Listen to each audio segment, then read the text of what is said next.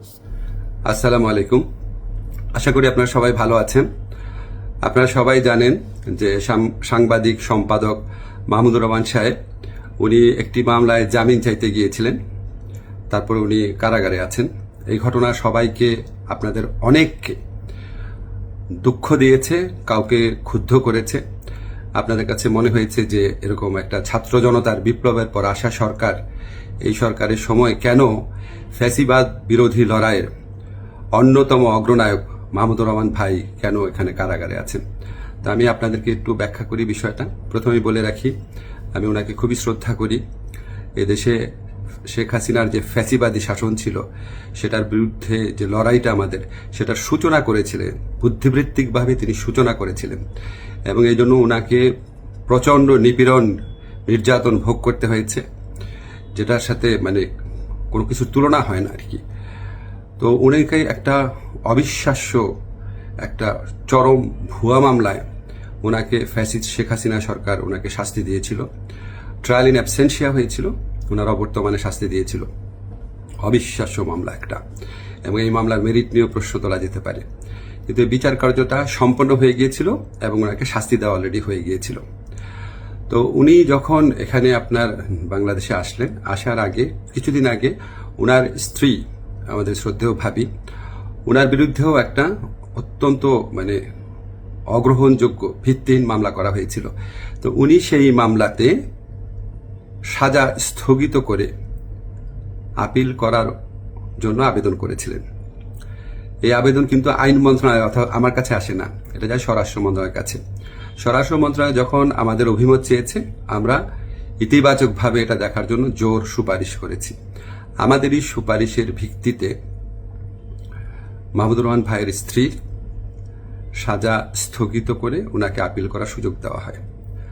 মাহমুদুর রহমান ভাই যেই মামলায় শাস্তি পেয়ে আজকে জেলে আছেন, এক্স্যাক্টলি এই মামলায় আরেকজন বরেণ্য সাংবাদিক শফিক রহমান, ওনারও সাজা হয়েছিল। উনি ঠিক একইভাবে মাহমুদুর রহমান সাহেবের যে স্ত্রী আছে, উনি যেমন আবেদন করেছিলেন যে সাজা স্থগিত রেখে আপিল করার জন্য, উনি একইভাবে সেই আবেদন করেছিলেন। আমাদের আইন মন্ত্রণালয়ের মতামতের ভিত্তিতে শফিক রহমান সাহেবেরও সাজা স্থগিত করে ওনাকে মুক্ত মানুষ হিসাবে আপিল করার জন্য যে ওনার যে আবেদনটা ছিল সেটা অ্যাপ্রুভ করা হয়। মাহমুদুর রহমান ভাই এটা করেন নাই। আপনারা সবাই জানেন ওনার অত্যন্ত স্ট্রং আত্মসম্মান বোধ,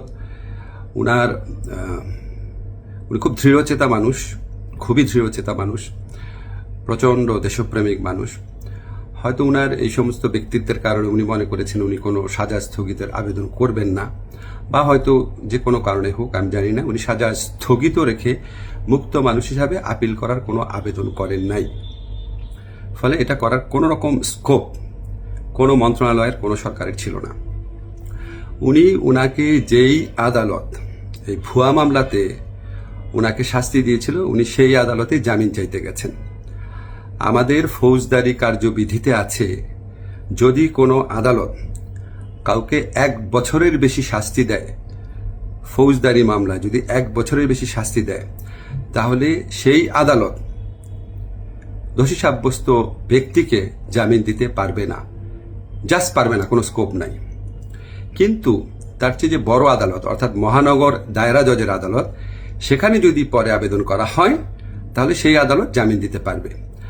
মাহমুদুর রহমান ভাইয়ের আইনজীবী যাতে মহানগর দায়রা জজের কোর্টে জামিনের আবেদন করতে পারেন, সেই জন্য রায় যেদিন হয়েছে ঠিক সেদিনই অত্যন্ত দ্রুততার সাথে ওনাকে সকল কাগজপত্র, রায় আদেশের কপি সহ পৌঁছে দেওয়া হয়েছে। আজকে আমি যখন আপনাদের সাথে কথা বলছি, আজকে হচ্ছে বুধবার। উনি যে কোনো কারণেই হোক উনি জামিনের আবেদন এখনো করেন নাই। জামিনের আবেদনটা করলে ওই আদালতের জামিন দেওয়ার এখতিয়ার আছে এবং ওনার জামিন পাওয়ার পথ প্রশস্ত হবে। উনি মুক্তভাবে ওনার যে দেশপ্রেম থেকে, দায়িত্ববোধ থেকে, উনি ওনার সাংবাদিক হোক বা বুদ্ধিজীবী হোক বা ওপিনিয়ন মেকার হোক, উনি ওনার ভূমিকা পালন করতে পারবেন অচিরে, সে প্রত্যাশা করছি। আমি শুধু আপনাদেরকে একটা জিনিস একটু বোঝার জন্য অনুরোধ করছি।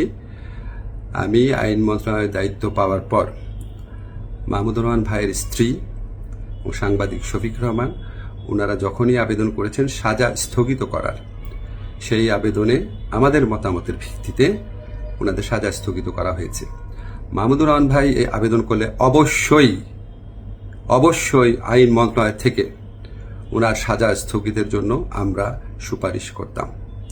আমরা সেই সুযোগ পাই নাই, এখানে আমাদের কিছু করার ছিল না।